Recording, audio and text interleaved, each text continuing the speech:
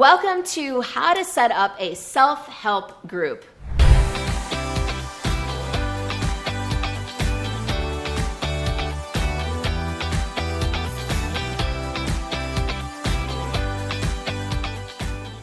In this video, I'm going to start with what is a self-help group and what are its functions. We're going to talk about what makes them effective or ineffective, how to form your own self-help group and how to lead it. I'm going to talk throughout a little bit about an example of a self-help group that's very popular and famous. And I'm going to talk about what it takes to have a group that becomes self-sustaining.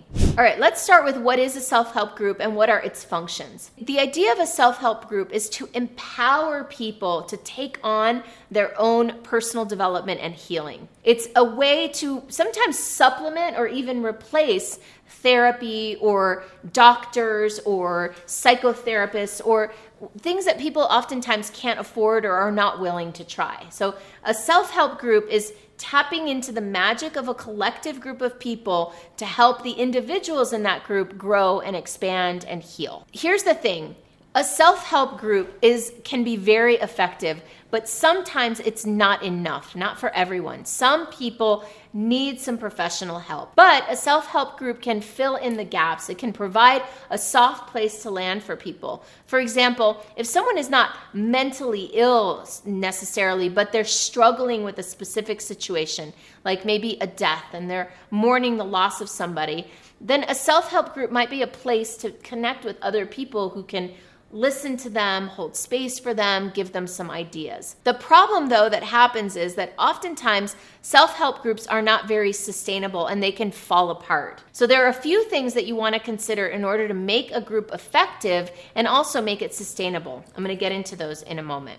But before I do, I want to share what the overarching solution is that I've found in my own business and that I've seen work really well with my clients that I believe could be applied to a self-help group. And that is to create a culture. When you create a culture, what happens is that the group starts to self-police. It starts to maintain itself. It starts to develop leaders. It starts to evolve and grow.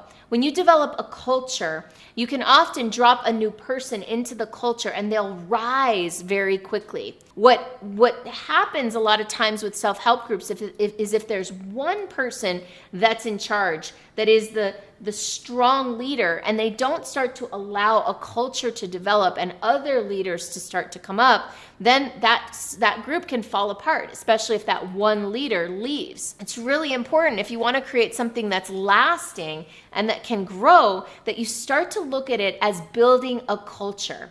So that begs the question, what is a culture? Before I get into what is a culture and how to create one, I want to invite you to like this video, subscribe to my channel, and maybe even post a comment below about some videos that you'd like to see me do in the future. So here's what I've observed in my own group, in my own culture, and some of my clients about what it takes to create a sustainable culture that can grow. The first thing you do need is some sort of congruent leadership. You've got to have somebody or a group of people that have a vision and that pull it together to start. They call up the first people, they invite people in, they do the legwork of getting the thing going. And the word congruent is really important here. They congruently lead. Here's an example. AA is one of the most popular self-help groups on the planet. Everywhere you go in the world, there's probably an AA meeting going on within a 5 or 10 mile radius right at that moment, or at least that same day. So AA is a place where it's a culture, right? People come in, there's certain things that they do, there's shared language, there's shared standards. But think about the beginning of AA, and I actually don't know how AA started, but imagine if the person who started AA, the leader, showed up at a meeting drunk.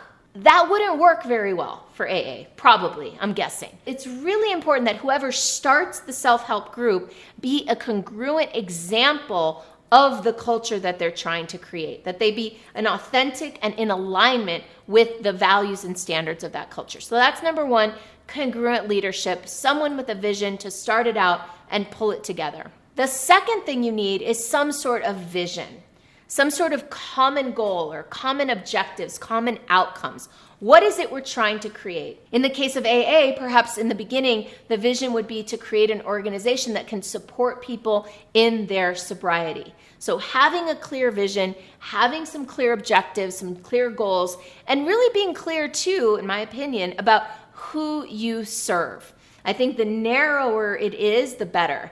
Serving people in getting sober, serving people in overcoming grief and loss, serving people in taking their business to the next level. Whatever that self-help objective is, but have it be something fairly narrow rather than super duper broad. The third thing that a good culture, sustainable culture needs is clear values and standards. So clear values and standards. For example, in an AA meeting, I would imagine that it's a standard that people show up sober. Actually, I don't know that for sure. That would seem like it would make a lot of sense to require people to show up sober, or at the very least, if they're not, to be honest about it and to share that they're having a breakdown moment. So clear values and standards are a way to elevate the container, to elevate the group, and to make sure that people are bringing value to the group rather than bringing the group down.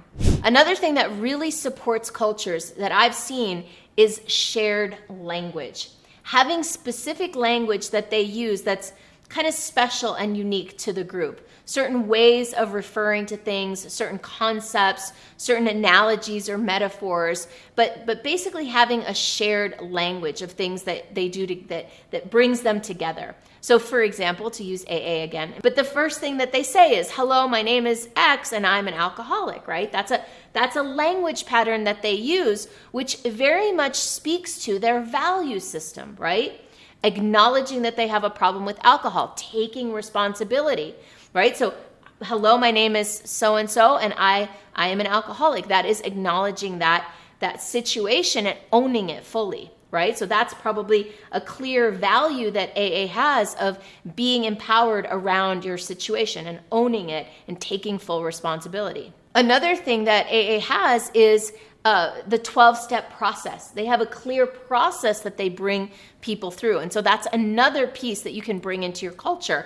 What is the process? What are the steps? What are the values? What are the commandments, right? In every church, you've got commandments, right? So what are these things that you hold dear that everyone agrees to as part of your culture? Another thing that brings people together and strengthens a culture is to have meaningful shared experiences. So this can look like a lot of things, but in AA, the meaningful shared experiences are the meetings themselves. And also perhaps the relationships that get built with the mentors, right? Because there are people that decide to volunteer for AA and contribute back. And I'm going to talk a little bit more about that in a moment. But having some sort of shared experiences, ideally, but not only, live in-person experiences where people can touch each other and connect with each other more intimately than on a Zoom screen. And then finally, the last thing that really serves a culture and allows it to grow is some sort of path to leadership. Path to leadership looks like empowering people who are representatives of the culture, who fully embody the culture's values, who've risen to those standards, and helping them move into leadership so that they can usher forward the next generation of people that come in. So in my culture, in my group, what that looks like is once people graduate from their first year, and if they want to stay and become part of our leadership culture, then they come back and they participate as mentors in my retreats and in my seminars. In AA, it looks like having sponsors, right? So they set up people that have been doing this for years and who've stayed sober for a really long time, and they set them up with the newbies in order to help the new people stay sober. So a path to leadership. If you are a coach, consultant, expert of some kind, and you're building the kind of business where you'd like to have a culture and you'd like to have a group mastermind, a group coaching program, I can help. Let's set up a time to chat and see if and how my programs may serve you. You can do that for free by setting up a discovery call at superstaractivator.com/go.